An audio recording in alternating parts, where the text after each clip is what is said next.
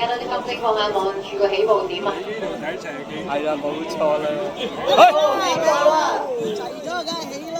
咁啊，係嚟緊進行緊嘅咧，就係我哋紅勝金杯嘅賽事啊！咁啊，首先啊，見到啦，二線嘅浩永工程東方龍，三線嘅顯利工程同慶龍，四線嘅青木藍鷹，五線嘅有記船務聯魚龍，同埋六線海帆赤魚龍。